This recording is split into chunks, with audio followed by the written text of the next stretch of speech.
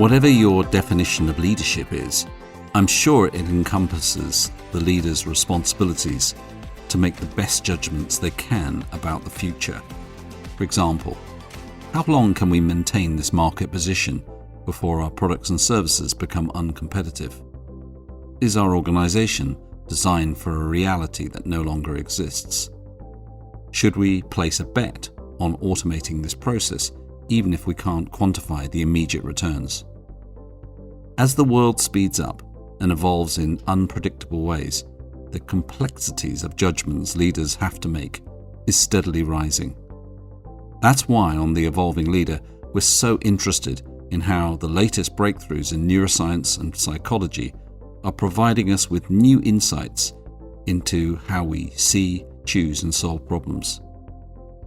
We believe that with radical self-awareness, we can make more informed choices about our future, both personally and professionally. As we understand more about how our brains make sense of reality, often in counterintuitive ways, we can then start to think about how we think and get a better sense of the factors at play that could otherwise deceive and distort our thinking and hinder us from achieving our goals. In this show, we're privileged to talk to one of the world's most distinguished scientists who has devoted his life to one of the biggest, most challenging questions we face. What is consciousness? It's a foundation stone, not just in neuroscience, but in psychology, philosophy, and the arts, and it's fraught with controversy. After all, how can we study something with the tool itself without being compromised? Our guest today is Mark Solms, one of the world's leading neuroscientists, who has devoted his life to this question.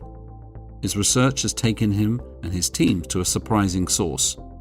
Not the evolved part of our brain responsible for memory, decision-making, and creativity, but the ancient parts.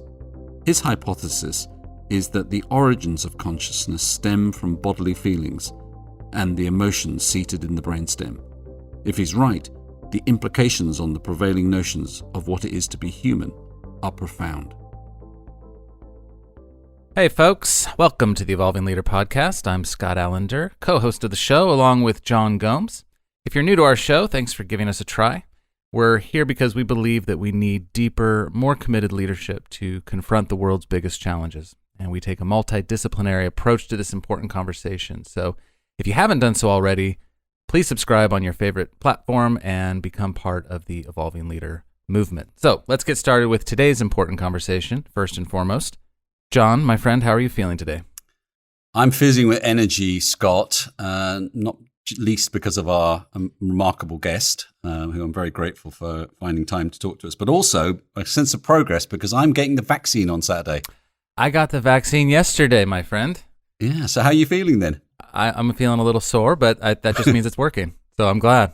I was thinking back to our conversation with the wonderful Ben Osborne, and just feeling a lot of gratitude yesterday for his work and everybody in the whole chain of events that went from the science laboratory all the way to being able to get that shot in my arm yesterday. So feeling really grateful, and I'm really excited for you that you're getting it this week. And I'm also feeling quite a bit of curiosity and an eagerness to speak with our guest today because we are joined by Professor Mark Solms, who has combined psychoanalytic insight into neuroscience. He is Director of Neuropsychology in the Neuroscience Institute of the University of Cape Town and an honorary lecturer at the Royal London Hospital School of Medicine, among several other prestigious roles around the world. So, Mark, thank you for joining us today. Thank you for having me. It's a great pleasure to be here. I got my vaccination 2.5 weeks ago. Oh, nice. Congratulations. Oh, welcome, Mark. You had a very defining start in your quest to understand the mind, and it seemed to elicit a remarkable question in the young you. Can you start by explaining the question and how your early childhood experience formed it in you?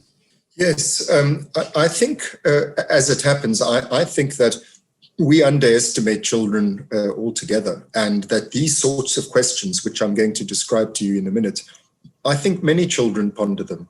I think I might have done so a little earlier because of a family tragedy, which is that my older brother when I was 4 and he was 6 years old.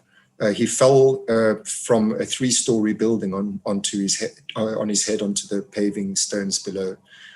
Suffered a fractured skull and an intracerebral hemorrhage, which required him to be flown by helicopter to a hospital in fact in Cape Town, which is where I'm now.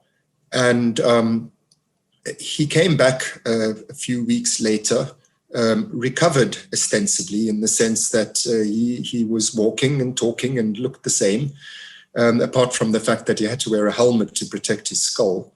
But he was not the same person. I mean, he was radically changed in his personality, in his mind. Everything about him was different, both emotionally and intellectually. So it was clearly explained to me that this was a result of his brain injury. So that is what brought me, directly into contact with this profound mystery, that how can my brother, the person, he was actually my best friend, where's he gone to? How can this have to do with damage to a part of his body? So that is the question, how come we are experiencing sentient, subjective selves? How come we are also a physical bodily organ? So, I don't remember obviously exactly when these thoughts occurred to me, but in the ensuing weeks or months, it dawned on me that I too, if my brother can, well, not quite disappear, but in a manner of speaking, disappear as a person, as a result of damage to a part of his body, surely the same must apply to me. I too am somehow, just my brain. And, one day when my brain dies, I will disappear. And so, all of these existential questions, which, as I said earlier, I think many children ponder much more than we give them credit for. I was in this kind of rude awakening, confronted by those questions very early on. And I didn't decide there and then I'm going to become a neuroscientist. But what did happen was I fell into what can only be described as a depression. For example, I remember vividly not being able to muster the energy to tie my shoelaces in the morning to go to school, with the feeling, what's the point? What's the point of going to school? And that's because this sort of cascade of thoughts that flowed from what had happened to my brother led me to this path that there's no point in doing anything because we're all just going to disappear. No matter what you achieve and no matter how much you enjoy it, you'll be gone. So you won't be able to enjoy it, and you'll never come back again. And so that ultimately led me to this thought that the only thing worth doing in those kind of nihilistic circumstances, the only thing that makes any sense is to try to understand what being is. What does it actually mean to be, since we have such a brief time of doing so? And that's ultimately what led me to take on the scientific life that I did. Thank you for sharing that with us. That's a really emotional place to start for me to listen to that story, and it just gives me a lot of curiosity about what you've discovered. So I'm wondering if we can start, if you could lay out your hypothesis about the hard problem of consciousness. What is consciousness, and how do we produce it? What have you come to learn? Well, the hard problem, as formulated famously by David Chalmers, boils down to this, that all of the functions that our cortex performs, things like vision and hearing and language and memory and so on, all of these things can go on without consciousness.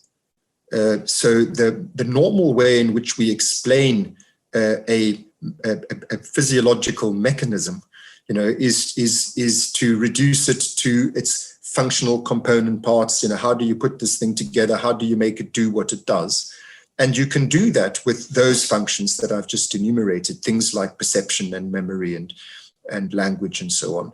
you can provide a functional account of how they work without it necessarily having to include feeling like anything, because you can perform all those functions. In fact, not only does the human brain perform all of those functions perfectly well without consciousness, so do computers. And so does your mobile phone have perceptual functions and memory functions and so on. So the hard problem is, how do we account for, and why indeed does it happen at all, that our brains feel like something, that when we perceive and remember and speak and so on, some of the time when we do that, it feels like something. The question is, a small version of the question is why. You know, a big version of the question is, and how? Because the mechanistic account doesn't explain why it feels like something. It doesn't need the feeling like something.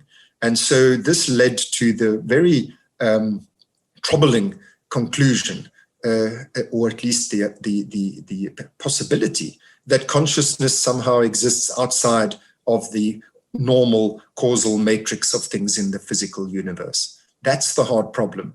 Why, to quote Chalmers, why doesn't all this information processing go on in the dark, free of any inner feel?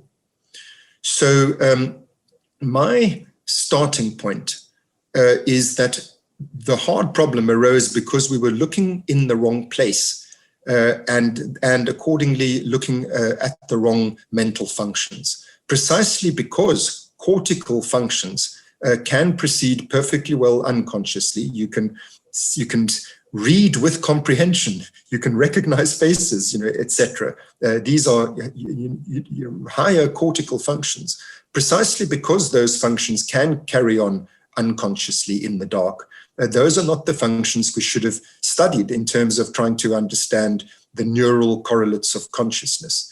In trying to understand what the brain basis of consciousness is, we should be looking at functions which are intrinsically conscious, not at functions which can carry on unconsciously. And so I focused instead on what is technically called affect. In other words, feelings like hunger and thirst and sleepiness, but also feelings like rage and fear and lust and so on. These feelings are not generated in the cortex. They're registered by the cortex. They arouse the cortex and jolt it into action. But the feelings themselves are generated in the brain stem in a much more primitive in the sense of ancient in its evolutionary history.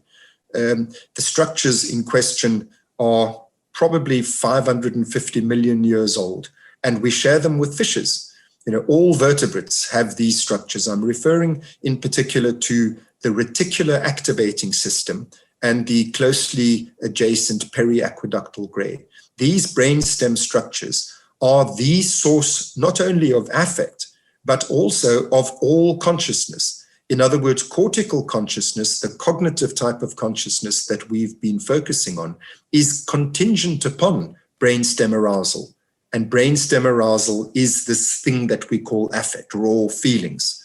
Just to illustrate what I mean by that, if you damage, I don't say damage deliberately, but if it so happens that our brain stems are damaged in the reticular activating system, the lesion need only be 2 cubic millimeters big. Now, I know in America people don't think in terms of millimeters, but the size of a match head.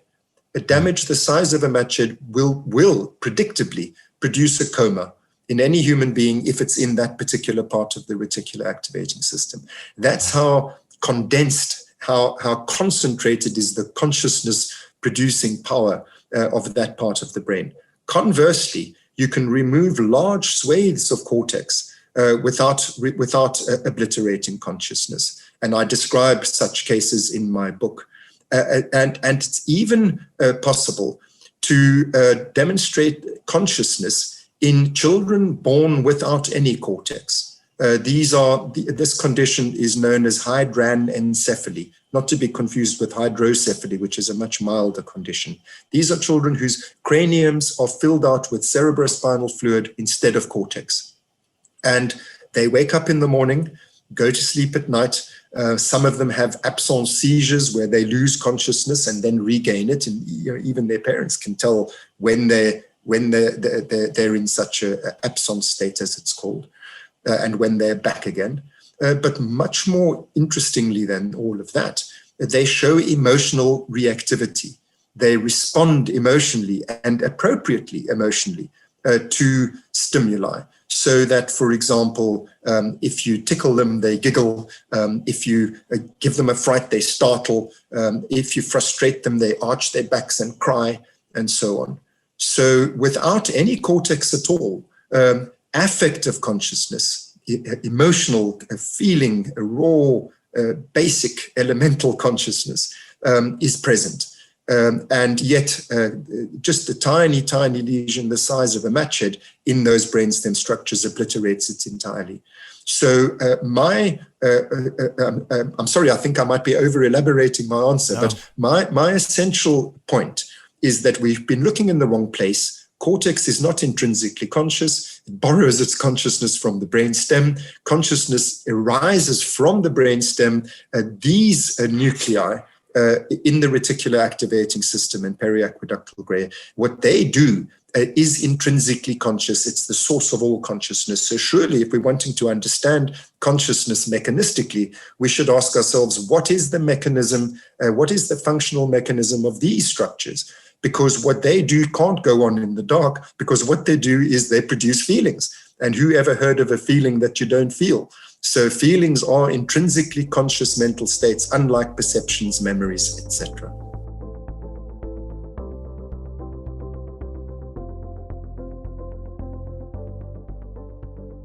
So as I was reading that in your amazing book, I had a number of kind of highly subjective feelings about that, in terms of it firstly registering at me at a very deep level of that feels true.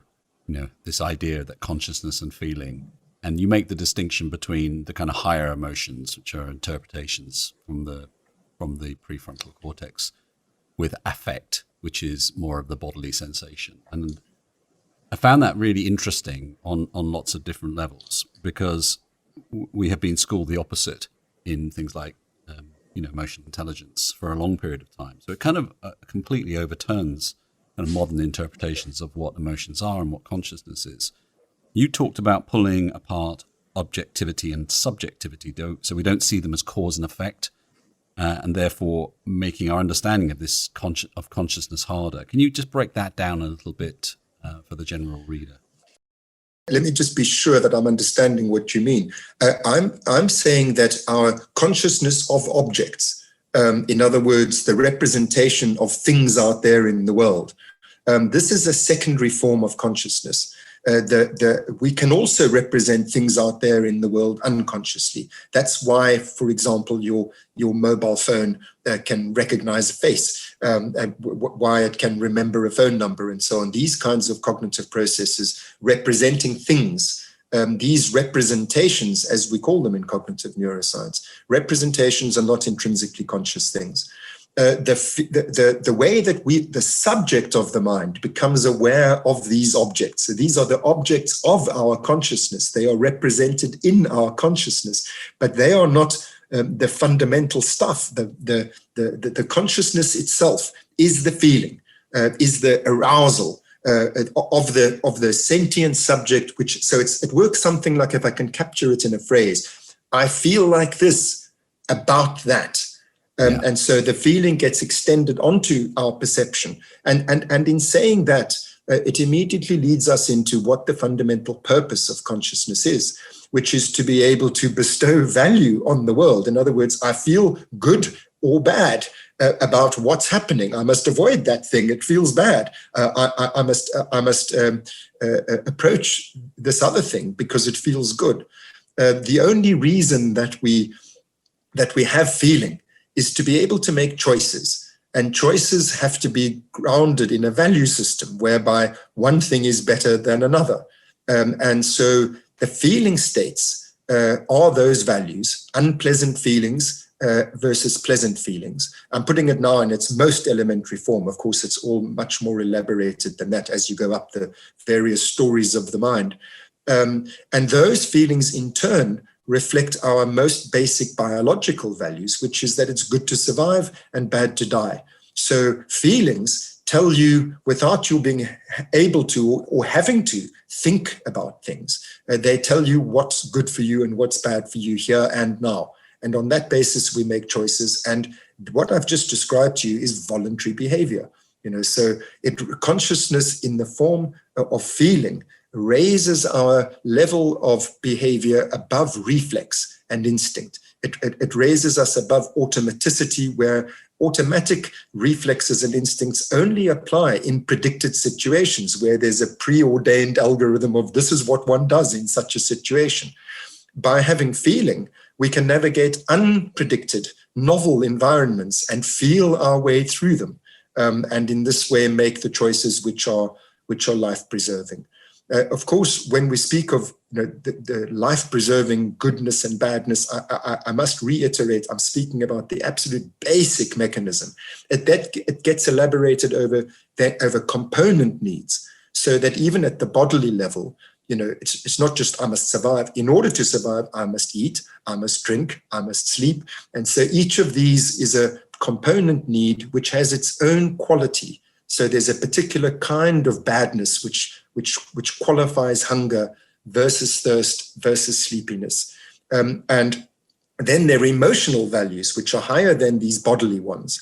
Like, for example, fear is I must avoid predatory attackers, separation distress. I must stay close to my caregiver if I'm a mammal. Mammals need to be looked after.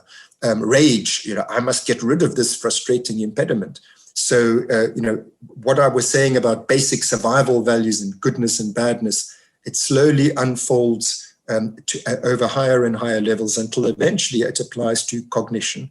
The good and bad judgment calls in relation to all of the great unpredictable complexities of our lives. But the basic principle is this principle of feeling rooted in survival values. But by starting with the objects of consciousness and the cortical processing and the uniquely human forms of it, our model examples have been, just because, of course, we are humans. We want to understand consciousness. We take our own experience as the typical form. And that made the problem very much harder for us than it needed to be. If you speak of the dawn of consciousness, and its foundational forms, we're talking about something no more complex than an animal feeling too hot or an animal feeling thirsty. And when I say animal here, we're talking about very simple creatures. And the mechanisms behind that are not that difficult to unpack. And doing it that way from the bottom up, therefore, makes the hard problem less hard. And so if you take that example of like the emergence of affect and consciousness around it, I'm cold, I'm hot, I'm hungry. What you talk about is that is effectively just managing homeostasis. That emotions or our feeling state is the means to understand and be consciously aware of our body budget. Exactly. Now, that word that you've just uttered is or if not certainly one of the most important terms in the consciousness science of the future. If we're going to crack the hard problem, homeostasis is the mechanism. Just in case not everybody knows what homeostasis is, let me just quickly explain it. It is that we living things have to remain within certain physiological parameters. We can't just disperse ourselves across all possible temperatures, etc. So we have a core body temperature. We have to remain within that range. If you move out of that range, that's an error signal. This is not where you expect to be. And so you have to perform work to get back in that range again. And we have many automatic homeostats, like blood pressure, for example, is regulated completely automatically. That's because it's a very simple business. Blood pressure is too low, change heart rate, change vasodilation, fixed. But things, the more complex and less predictable things, as I was saying a few minutes ago, feeling allows us, so that error signal is felt. It's an unpleasant feeling. And then it guides your behavior. You're going the wrong way. If the feeling gets worse, you're going the right way if the feeling becomes pleasant.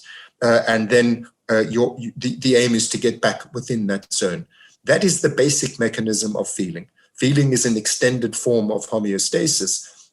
And as you can see from what I've just articulated, it's not exactly complicated. The mechanism of homeostasis is relatively easily reduced to a set of equations. And the thunderbolt that hit me a few years ago as I was reaching the point that ultimately led me to write this book was the realization that if feeling is just an extended form of homeostasis, which it certainly seems to be, then it must be possible to isolate its causal mechanisms and to reduce it to physical laws, just like anything else in nature.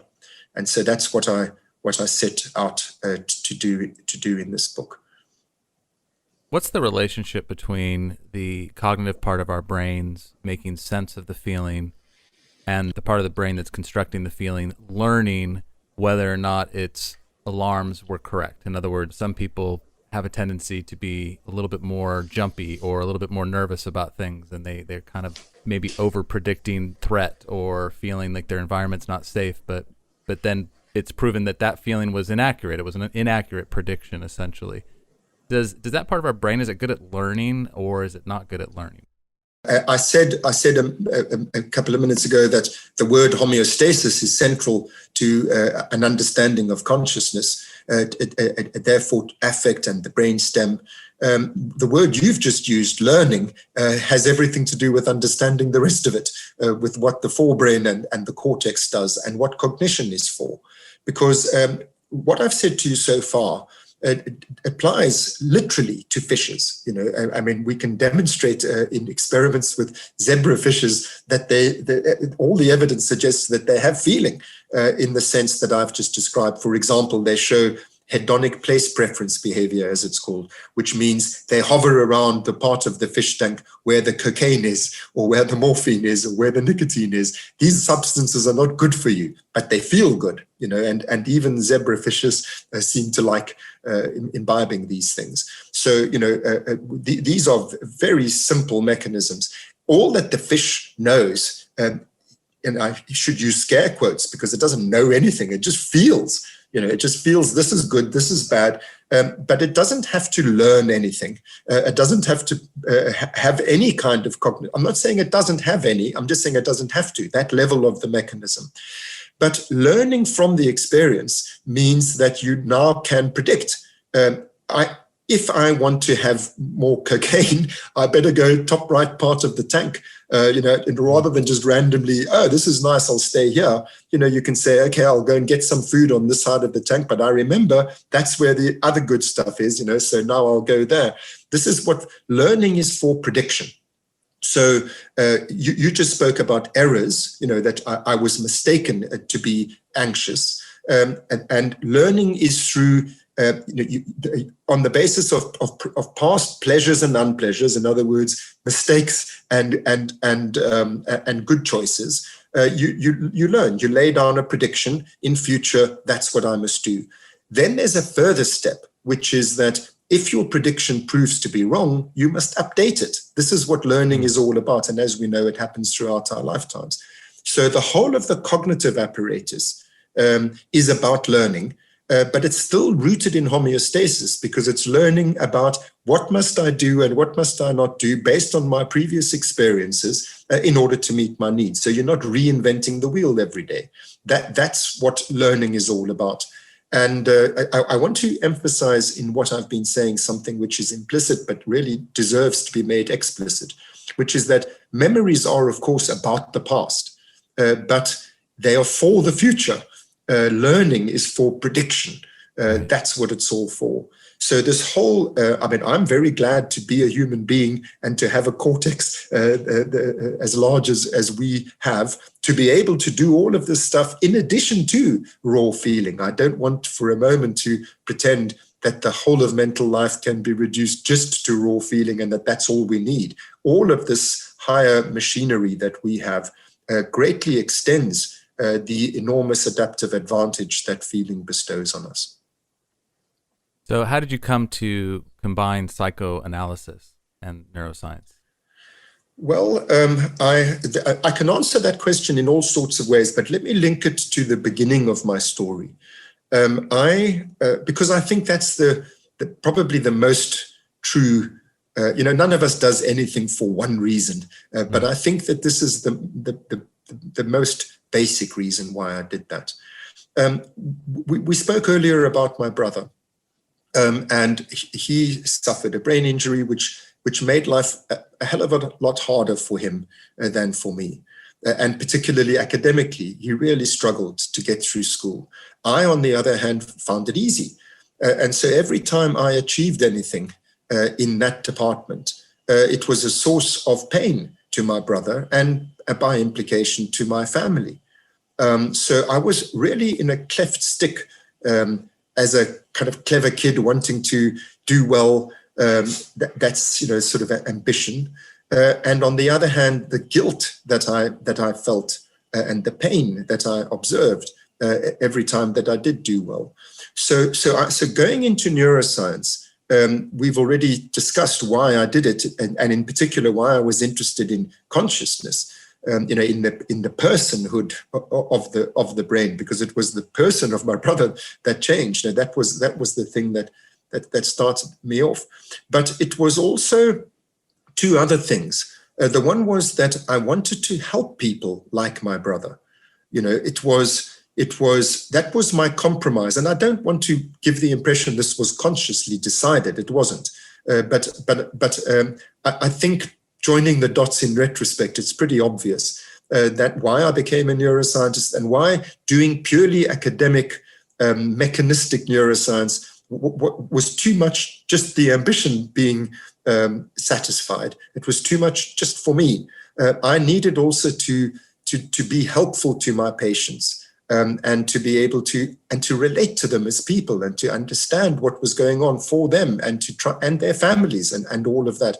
And I'm afraid training in neuroscience, even in neuropsychology, which is the mental aspect of brain function, it doesn't give you any of those tools. There's no interest in those sorts of things. And in fact, and I'm being very frank when I say this, they sort of look down upon clinicians and therapists and so on. They're not proper scientists doing this sort of like really hard, interesting intellectual stuff.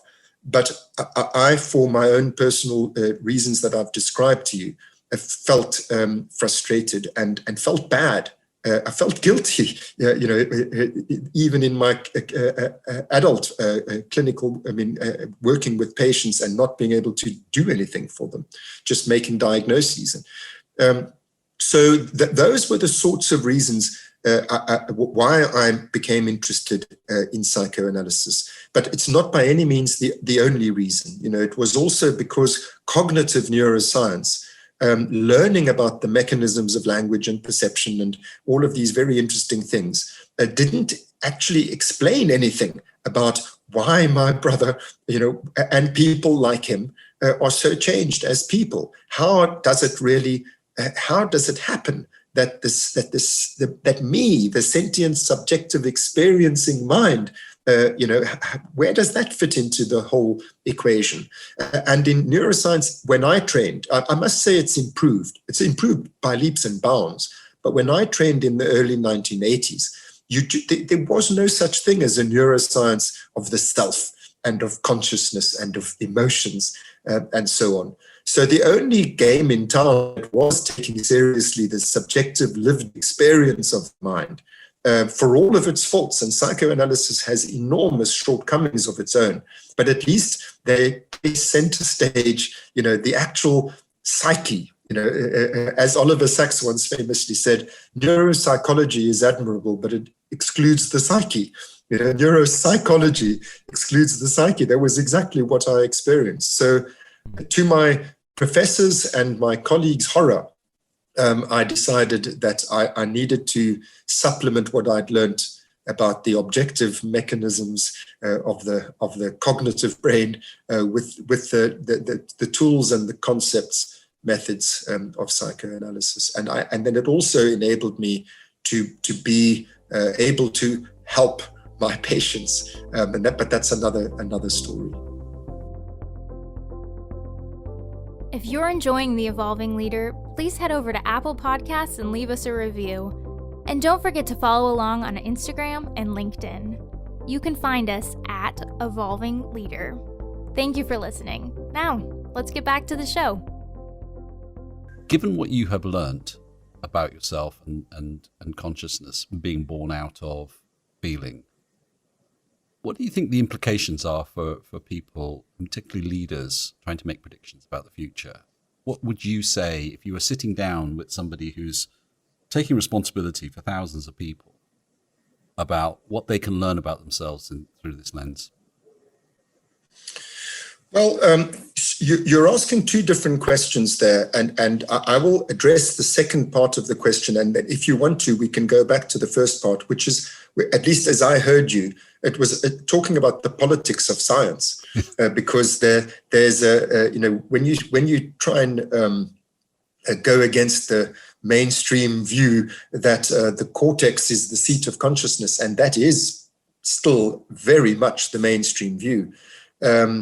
It's the ideal that we have in science, that we just follow the evidence, is not actually the whole story. There's an enormous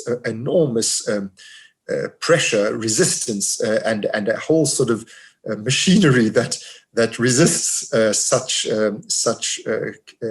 findings, because they are findings. Actually, this is not something I woke up one morning and thought, oh, that'll be a nice controversial theory, let's throw that into the mix and see what happens. I mean, I followed the evidence, but that's a different story. The story you're asking about leadership, we know a hell of a lot about feelings and how they work. And it's knowledge, it's knowledge of a kind that we neglect to our very great disadvantage. For example, the fact that there isn't just such a thing as pleasure and unpleasure. We speak of rewards, like in neuromarketing, that's rewarding, and etc. Well, there are very many different types of reward in the brain. We're not just motivated by one thing, and given, just think about the implications of that there's not a single bottom line, is what I'm saying in effect. Knowing what the multiple bottom lines are for the human organism is not an unimportant thing. To know that we are motivated, sure, we know about, all of these base emotions that drive fear and greed and so on. But they are built into our brains nurturant emotions. For example, all mammals, have nurturant, not only nurturant inclinations, but nurturant needs. These are pro-social emotions. You don't need to teach anybody. A baby cries, it feels bad. And you want to do something to make it better, to separate somebody from a little one from their parents. It's a bad thing to do. You don't need to learn that. We know from our own affective lives what these things are like for others, and so empathy, develops from these things. And empathy, if I can just add one further pro-social emotion, it's play. Mammals need to play. If you deprive a juvenile mammal of half an hour's play today, it will make it up by playing half an hour more tomorrow. And play is again, it's a wonderful thing. And it's through play that you learn. In play, it's all about negotiation. It's about reciprocity. We study play empirically, and we find that despite kids loving, you say to any child, what's your favorite thing to do? They say, play. You say, why? They say, because it's fun. But when you empirically study play, the majority of play episodes end in tears. And so you study how does it go wrong? And you see it's about failures of reciprocity, failures of turn taking, not taking account of what's in it for my playmate. You play cops and robbers. You can't be the cop all the time and lock up your little brother. That's not a game. It's no fun for him. Why would he play that? So, you have to take account of what's in it for the other in order to sustain the play episode, to sustain the fun. And so through play, which I reiterate is a inbuilt inclination in all mammals, indulge in rough and tumble play, just like human kids do. Through this, we build social hierarchies which are viable. Ways of, there is always somebody's trying to dominate, but if you do it too much, it doesn't work. And so, knowing about these sorts of things for organizations, for politicians, for leadership generally, I think these are really important things to understand. And I've said many things. I think I was trying to make 2 systematic points, but I ended up making gradations of points there. But I hope that gives you some sense of why I think that it's important to understand that emotions are what drive us more than anything else, and that emotions are not fluffy, incomprehensible, irrational things, that there are laws governing how emotions work just like anything else, and that if you get to understand those laws, you see that much of how we behave is not the best way to behave, that we can do things better based on, let me emphasize this point in finishing my long answer to your question, based on millions of years of experience. This is an inherited wisdom, at least in its most rudimentary forms. Emotions are an inherited form of wisdom of what worked for all of our ancestors, which has got them to survive and to reproduce. I mean, take the example of fear of heights. Imagine what if each of us had to learn what happens by jumping off a cliff to see, well, let's try this one out and see if it's good or bad. We just have it in us that this is scary. And so generalize that to emotionality in general, and you see these are not disruptors, feelings, emotions. These are not fluffy things which don't have any scientific basis. They are fundamental to survival, and there's a lot of it's a great inheritance, a great legacy through the ages, represented by feeling. So the more that leaders get to grips with what we do know today about feeling, the better for them and for all of us. So let's stay with that just a moment longer, actually, because I'd like to get some sort of maybe even advice for leaders, because when we're working with leaders on ideation, innovation, how to make better decisions, how might a leader, get a little bit more conscious of their consciousness? How might they understand how their feelings and affects might be tied up in their judgment and decision making? And what is some practical advice you might give to somebody listening and thinking about that right now? Okay, so I'm going to reduce things to basics, but I don't want to leave you with the impression that the basic emotions that I'm talking about are the whole story. I know you had Lisa Feldman Barrett on your program, and she speaks much more about the higher elaborations of these things, and she's very nervous about people like me who speak only about the basics. And she's right. The basic natural kinds are just the ground floor, and they're not nearly enough to explain the socialized, complex, constructed emotions that I wouldn't be able to give a simple answer like this to. So if you go down to the basics, we have fundamental emotional needs. And they are needs. And let me reiterate what I mean by that. I mean, for example, fear. You need to escape danger. This is not a nice to have. Rage, likewise, you have to fight for your share. If you don't, think about it. On the average, those who don't fight for their share, they're wiped off the table. So, these are needs. We need these things. To have a knowledge of what the basic emotional needs are, is therefore important. And to that kind of emotional literacy, I'm speaking about things as fundamental as that, to know, well, what are the basic emotional needs of a human being, of mine and of my employees and of my customers and of my et cetera, et cetera. Just that alone is really an important practical tip to give you. Learn what the emotional needs of human beings are. And then secondly, learn how to recognize them, because many of these natural kinds, we don't normally think, we do recognize things like fear and rage. We all know what those are. But look at what I just told you about play. We're not used to noticing, hey, this person doesn't know how to play. This person's bad in terms of their nurturance needs, etc. So just learning to recognize those feelings. Then this is one of the most important ways in which I can answer your question. If somebody suffers a feeling, in other words, they're always pissed off or they're always anxious, it means whatever they're doing to meet that emotional need isn't working. It's as simple as that. They've learnt a way of dealing with that need, which doesn't succeed in its goal. So you can think about this in relation to your own beloved self. I'm feeling panicky. What does that mean? It means I'm trying to do something to prevent a separation and a loss, which is what panic means. And whatever I'm doing doesn't work.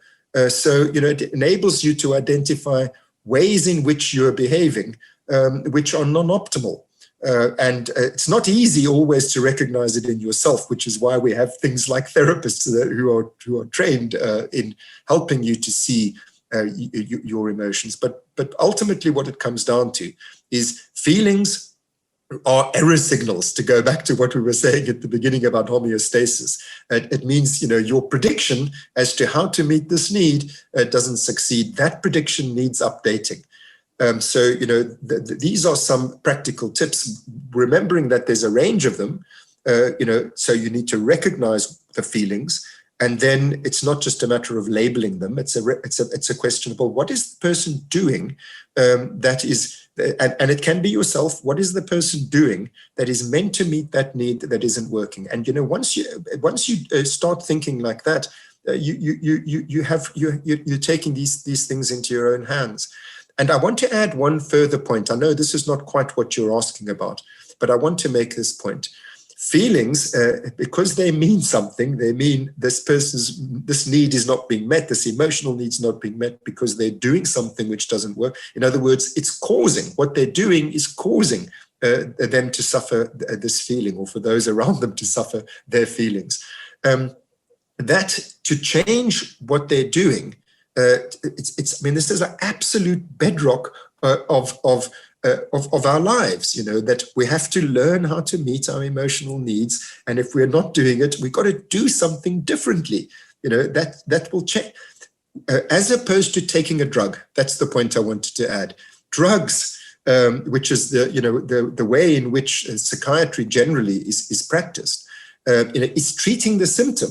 It's damping down the feeling, and thank God for that, because who wants to suffer if you don't have to, and if you can have such a quick and easy fix, why not? And there are many patients where that's the only thing that you can do, and it's sometimes in emergencies, it's the only thing that you should do is treat the patient symptomatically. But I think it's a really important point that just suppressing feelings by way of drugs, whether they be medical treatments or illicit drugs, which is people treating themselves by changing the feelings directly through chemical substances, is not the right way to deal with mental health and organizational health and so on. To go back to the question that you were talking, we need to look at what's causing this feeling and change that.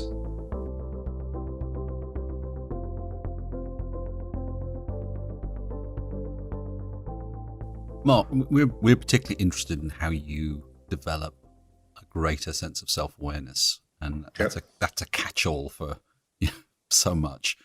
And I don't know how to frame this question, because I was trying to understand in your book about the point you were making around how hard it is scientifically to get an understanding of what first and third person perspectives are. Can you talk a little bit about that and where you have come to kind of get a greater understanding of that?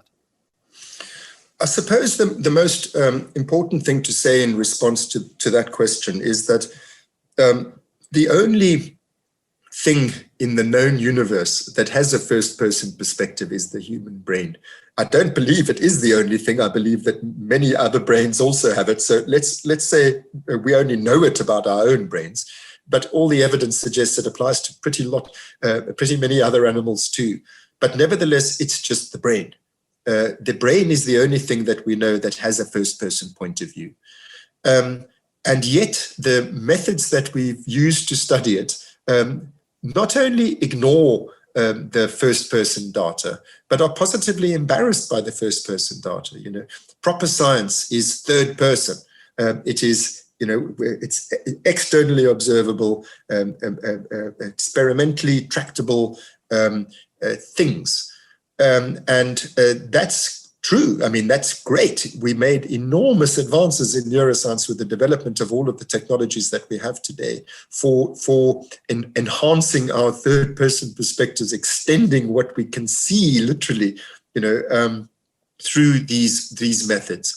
But if the brain has this unique property that it also feels like something from the first person point of view, surely this is there for a reason. Surely this unique property does something, and if that is so, then surely we're going to be led down some dead ends. If we don't take account of the first person perspective, we're leaving out half the data. We're leaving out the part of the data that is most uniquely explanatory of what brains do, as opposed to other organs and other things. So for all of its difficulties, I mean, I think that the doing first-person science is obviously really hard. But I don't think that the way that we should do science is to say, well, we're going to leave out the hard parts. When it comes to the science of the brain, which is the same thing as to say the science of the mind, you need to adapt your methods to the object of study. The thing that you're studying, if it has subjectivity, sorry, it makes it hard, but you got to incorporate that into what you're doing. So that in essence would be my answer to that question. And you asked me earlier, why did I train as a psychoanalyst? It's despite all of the prejudice that brought upon my head from my colleagues, thinking that Mark Solms, who used to be an astronomer, has now become an astrologer. Was sort of the tenor of the reaction. That was why to elaborate my earlier answers. That was why I wanted to master these techniques, these theories which try to conceptualize subjectivity, and then not go into some parallel universe, but then bring that into neuroscience and say, okay, well, these two perspectives, when I wake up in the morning with my eyes closed and I feel myself to be Mark Solms, that's my mind. I then stagger over to the bathroom mirror and see this body looking at me. That's also Mark Solms. These are just two perspectives on the same thing. They're not two of us. So these two perspectives must be reconciled with each other, and then we'll have a truly neuropsychological understanding of this incredible organ. That's brilliant.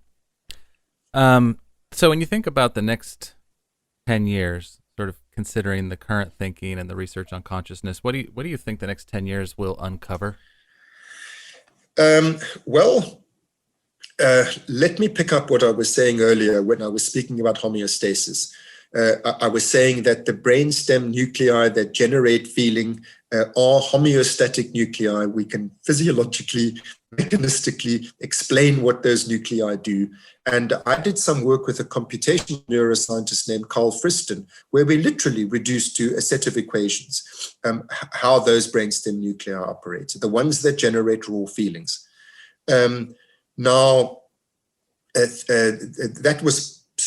That's where I left off in the earlier part of our discussion. Now, if that really is the case, if we have isolated the causal mechanisms whereby feelings are generated, then hold your breath for a moment, then we should be able to engineer it. That is the implication. And in fact, I would go so far as to say, if you cannot engineer an artificial consciousness of the rudimentary kind that I'm talking about, if you cannot engineer that, then you haven't cracked the problem. You haven't found the causal mechanism, because in fact, it was Richard Feynman, a famous physicist, said, if you can't build it, you don't understand it. So I think if those of us who are working, and we are a minority, I mean, I really need to concede that point. My approach to consciousness is far from being the mainstream approach. And I have not yet won over a good many of my colleagues, really influential colleagues. And happily, there's a growing number of us and influential ones among us who are persuaded by the evidence. But if we do win the day, if it is accepted that the fundamental form of consciousness is raw feeling, and that it obeys these very simple mechanistic rules, then we should be able to engineer it. And I think that is the single biggest thing on the horizon, the possibility of an artificial consciousness. Saying that, I mean, I myself feel as if I'm a nutter when I say that, because just a few years ago, would have, somebody saying we're going to engineer consciousness, I'd say, yeah, what are you smoking? This sounds like the rise of the machines kind of idea, yeah? Yeah, exactly. So, I mean, for that reason, I want to supplement what I've just said by acknowledging the enormous ethical problems that brings upon our heads, if you'll excuse the pun. But we're busy working on that at the moment, on testing the veracity of the causal mechanisms we've identified in the brain stem by trying to artificially engineer them. And if our predictions are confirmed in terms of what we expect, then I think we have to stop and collectively take stock of what are we doing, why are we doing this, what sort of regulation should there be of. But we're not there yet. But I just want to make clear that I'm very mindful of what kinds of dangers there potentially are if we are on the right track. And so it's not just when you asked about the future direction, there's very exciting scientific prospects, and there are also some rather scary ones. I want to add one further point, which is that I think it's also really important for the future of, if these arguments are correct, to recognize the untenability of our human exceptionalism. I think that to recognize that we are just creatures, that other creatures have, at least other mammals, have basically the same fundamental values as us, the same emotional needs as us. And these, when I speak of mammals, we're talking about animals which feature prominently on Western menus, which are industrially slaughtered and bred for slaughter and so on. I think that there also are implications in that direction of this line of neuroscience. So as you look at your, 6, 7, 10-year-old self back and the world as you saw it there, and that question of, when your brain dies, you die. How do you feel differently now about the sense of consciousness? What's the big, if you were going to describe it to your 10-year-old self, what would you say, the journey that you've been on? Yeah, it's, that's such a profound question. But I will say that what motivated me as a little kid, part of what motivated me was, I needed to understand what conscious being is, which means you have to somehow transcend being and see it from the outside. You need to get some kind of, get out of the solipsistic bubble of just experiencing and to try to explain in terms other than itself what experience is and how it works. I think that at least to my satisfaction, I think I've got a clue now, as to how it works. Part of the motivation as a child was the sort of slender hope that if we can understand what being is, then maybe we can also transcend its confines, not only in terms of the envelope of experience that we can't escape because we're trapped in it, but also its confines in terms of mortality. I have to confess, I think I was thinking, if we can understand, how to make consciousness, then maybe you can become immortal. And that's crazy. Of course, it's crazy. But I feel that we do understand now something of what sentience is and how it comes into being in terms of forces and mechanisms other than itself, things that, in other words, that existed in the physical universe before the dawn of consciousness, which gave rise to consciousness. But I will end with some reference to this crazy question, this crazy making anxiety about mortality, and to say that it is even today in 2021 feasible on the basis of various developments in recent years that in principle it should be possible to download the informational content of an expansive cortex. In other words, to store that information, and that always struck me. When these developments were unfolding in recent years, it struck me as there was no solace in that, because it's just information, it's not me.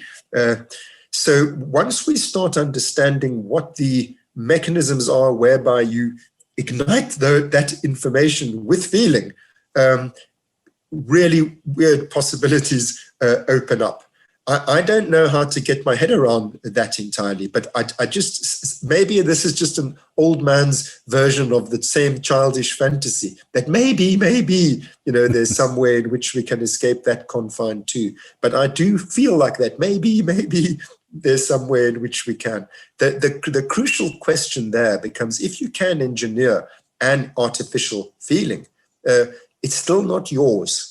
So there will be something that will feel its way into your memories, but it won't be you. That's sort of the point. So if I was to talk to a kid today about those questions that so exercised me as a kid, I would be saying things like that, what I've just said to you. This time has been absolutely incredible, and we thoroughly recommend The Hidden Spring to our listeners as a primer really for the next decade in terms of rethinking consciousness. So Mark, thank you so much for spending time with us. Thank you very much. I've enjoyed it. The measure of how much one enjoys a conversation is how quickly it whizzes by. I'm shocked to see that we've had an hour. No. As am I. Yeah, thank you. It's given us so much to think about. Really appreciate it. And as always, remember, the world is evolving. Are you?